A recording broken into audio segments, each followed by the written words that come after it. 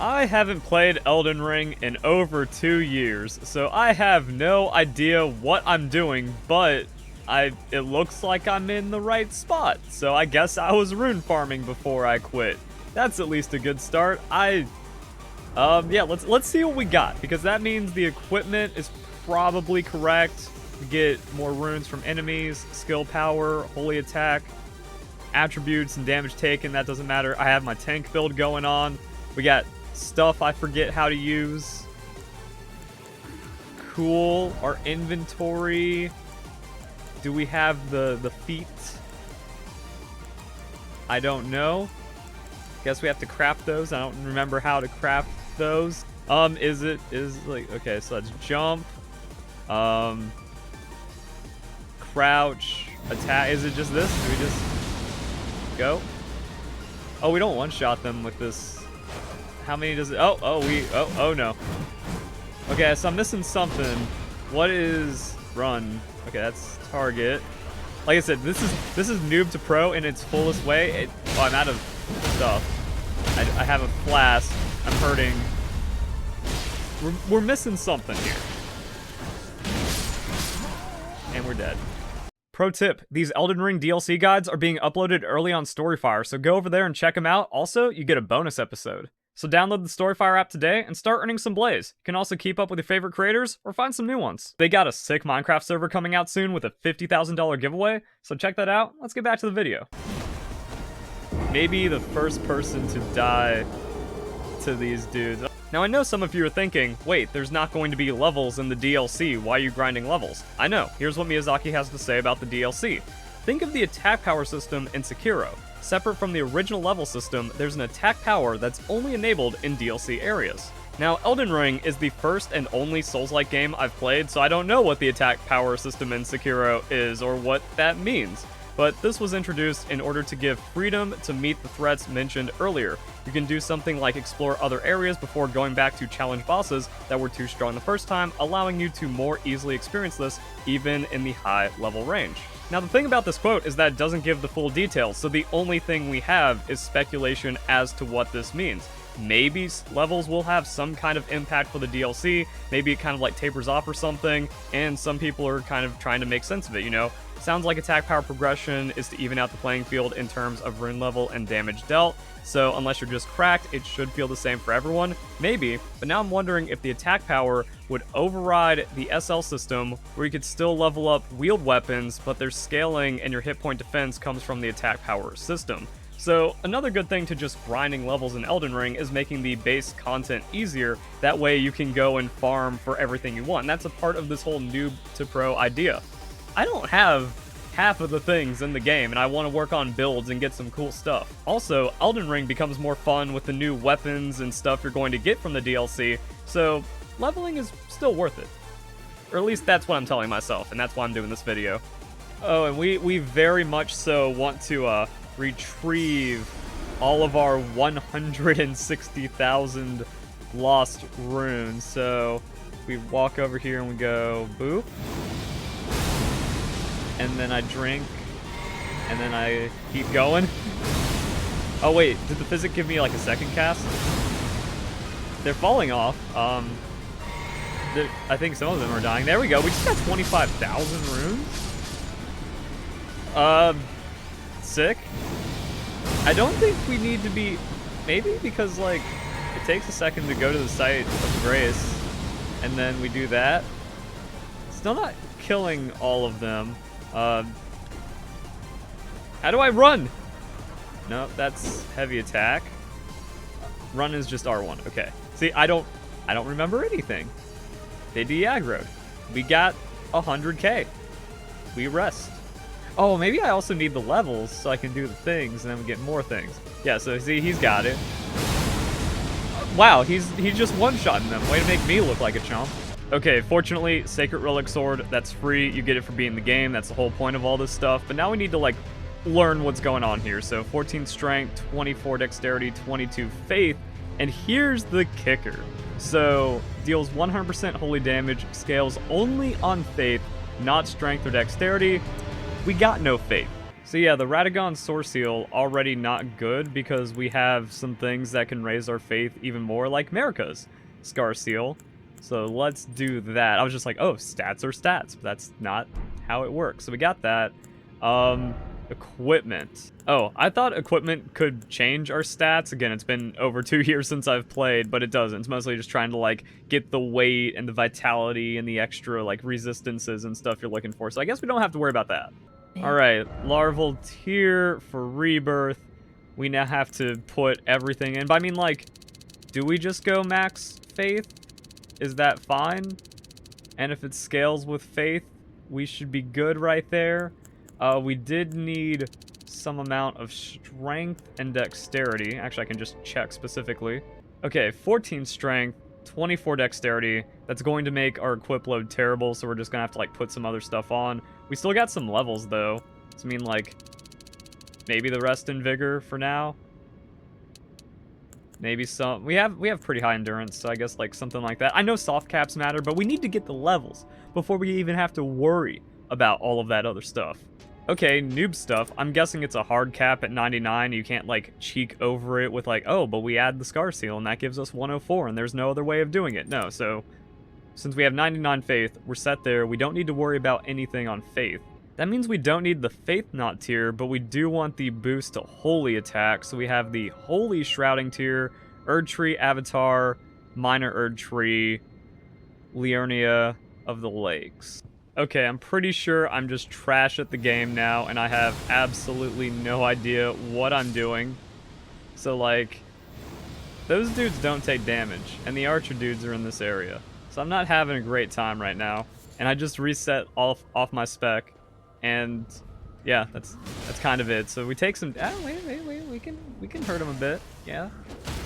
All right, never mind, we're not losing super hard. I was just hoping for the ability to be better if I'm 99 faith. 800. Okay. Okay, cool. So you can get here. You go to this one, and then you go to this one, and then you go over here, and it's pretty good. Probably just going to see how bodied I am. And, like, this is definitely not the weapon to be using, and this is definitely not the position I should be in, and I'm definitely just going to get fucking annihilated without having any clue. Do we, like, we're just going to die here, but do we do damage? Oh, we don't do damage. That's cool. 177. What am I supposed to do? Oh, maybe I just know nothing about this game. So I was like, you know what? I'm going to try to upgrade this sword a couple of times and see what happens. And we went from like 500 damage to 1700 damage. And we kill a lot of the stuff now. Let's upgrade this some more, huh? We need Somber Smithing Stone 6. And then we have like a lot of other smithing stones and stuff. But yeah, there's no problem now. We're getting 100,000 plus per run insta. Never mind. We have the bell bearings. We got 6, 7, 8, 9. I might not just waste the 10 on this, but because we probably don't need it. But wait a second. When you relearn things about the game, you figure out maybe you're kind of stacked. I'm not completely trash except for knowledge. That also means we probably don't need that tier. I'm going to still go for it. But yeah, so we just got a lot. It seems like we still have our golden foot and some other stuff active. So I mean, like, we just run up here and then go zoink. And then we get 200,000 to 264,000. Ah, okay, so actually we didn't have the golden foot going because that was the scarab the entire time, and it has the same icon. Aha. Oh, I'm being invaded. I hope this dude's kind of a pushover. Alright, that helps. Drink. Run. Yeah, I guess this guy's kind of like easy because he's early. Boom. Oh, we need to make sure he's dead though and not get poisoned, and I guess I'm just bad. Yeah.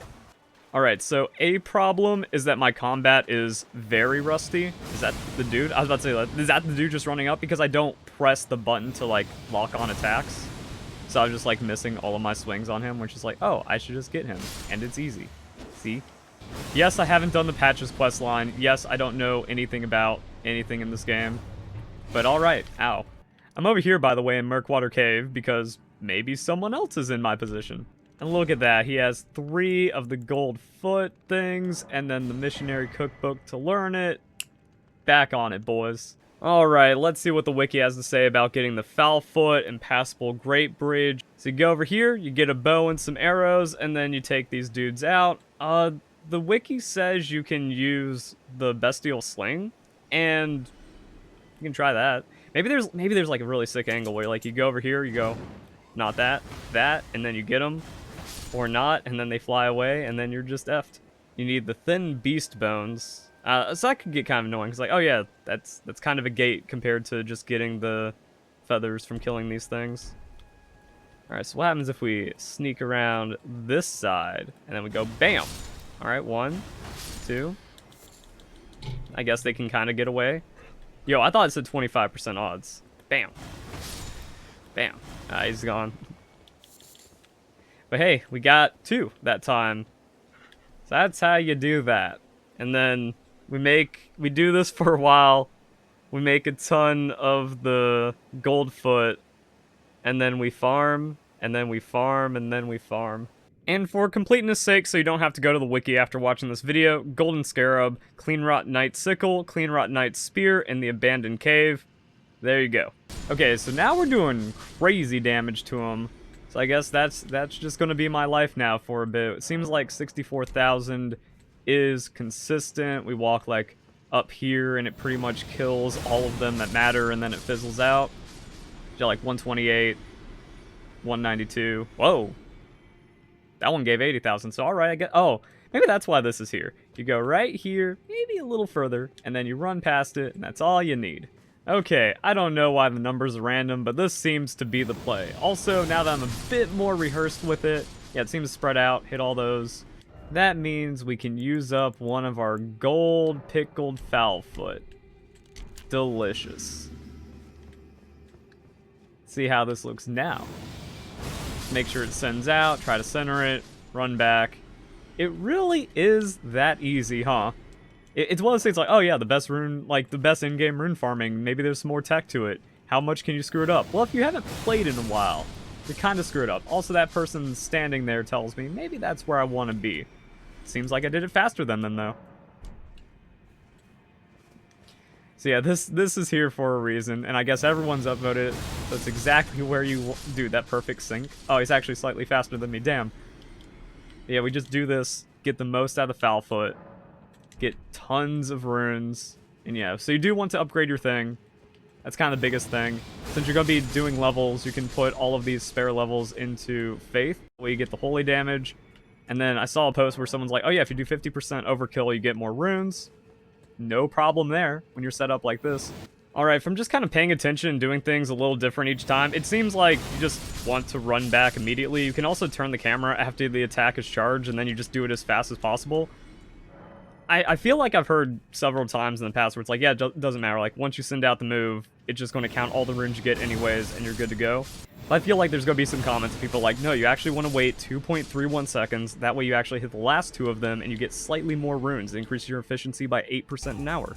I don't care. We got 4.5 million runes now. I don't know what that looks like for levels. Not even 30. Great. Oh, so people have, like, done this forever, huh? To hit max level. Oh, no. Alright, so I feel like I'm actually getting pretty good at this, that what I do is I just hold up, I make it to the point, I cast, and then when it starts, you can just turn around, and you keep holding up, and then you go. So, in 3 minutes from a Foulfoot, I was able to get 1.3 million runes. That's 26 million runes an hour, but that also means, like, you have to get the Foulfoot, and you have to get all the crafting and the resources for it, so it's not, like, pure 100% per hour sustainable. It's also a lot of items, jeez. But it's really nice and reassuring when, like, the level costs start getting so insane and you just get in a groove like this. Also, depending on how hard you're farming and how hard you're grinding, you don't always need to have the Foulfoot active. And the weird thing is, because it's additive, you're not getting exactly 30% more runes, it's probably like 23% more or something. Which does add up, especially if you're grinding like tens of millions of runes. But that also means you can get like 18k runes per hour and at least over 15 mil, like not super duper hard sweating it.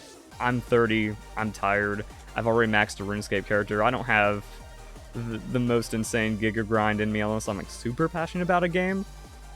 And some people did sweat Elden Ring like that, but not me. I'm just chilling. I can do this passively. I can get like 8 million runes every 3 minutes and then get over 15 million an hour and then just kind of do this while listening to podcasts or something. So I'm gonna do that for a bit. Now what about early and mid-game rune farming? Well, that's not really what this video is about. It's like the noob to pro, I'll already beat it. It's over 2 years since the game came out, so with the DLC, you should probably be beaten it by this point. But if you're a noob and you're trying to grind to finally beat the game for the DLC, Palace Ledge still seems like the best spot. People top reply, fastest known, there's faster, but they never replied. This guy says you get a lot more and faster from the enemies we've been killing. A powerful AoE significantly speeds up the process, so you can go for the Star Scourge, great sword, the Mogwin Spear, or the Sacred Relic Sword that's in-game, depending on your stats, and then all of that other fun stuff. This guy says doesn't count because it's not mid to late game to have the final boss weapon.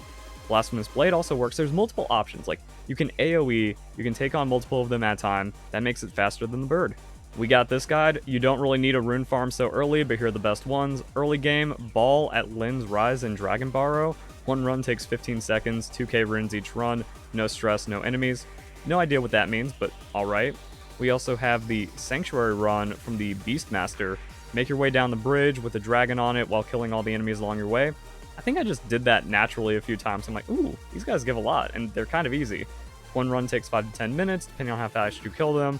Get that many runes per run, mid to late game, and then you go to Mogwin Palace where you have all of this fun stuff. Rune Jump, search YouTube for details, takes 5 minutes, and you can get 180k runes per run, 220k if you use the Scarab and the Foul Foot, the Bird, and then just fighting the enemies, 1 to 10 minutes per run, 40k runes per run. You've probably been seeing it in the background of my gameplay. Sometimes dudes just run out there and they be fighting inside of that instead of just using the attack and then running back, so definitely a viable method. And also, if my numbers seem high, that's because there's rune increases in New Game Plus. I'm on New Game Plus 2, but it doesn't seem like there's a big jump from +3 to +4 to whatever. So yeah, I'm on New Game Plus 5, barely tell the difference from New Game Plus 2. So it actually is better just to like go New Game Plus 2. As you can see, you can still overkill these guys. If you're on like New Game Plus 4 or 5, still get the 20% bonus. So I guess that's worth noting, but I think that's it. I hope you guys enjoyed the video. Also, what am I doing standing still for the outro? I can talk and I can grind at the same time. So I hope you found this whole noob to pro thing entertaining. I also hope this works as like a legitimate guide, because sometimes they just kind of jump in and be like, yeah, you do this, you get that, and then you just win, and then some people are like, wait, why am I not doing damage? Oh, they forgot to mention you want to upgrade it, or oh, hey, there's these other things you might want to like stumble into. And if you're struggling, maybe my finding out also helps you with something. So I hope that works as a guide. Also, it's going to be a series, so like, comment, subscribe, share, all that fun YouTube algorithm stuff. Probably won't have comments influence too much because I'm planning on completing the series before the DLC. And then it's just going to be like scheduled and uploaded and whatever happens. And then we'll see how the DLC goes. So I hope you guys enjoy the video. Hope you all have a nice day. Thank you very much for watching. Oh yeah, that's the stuff.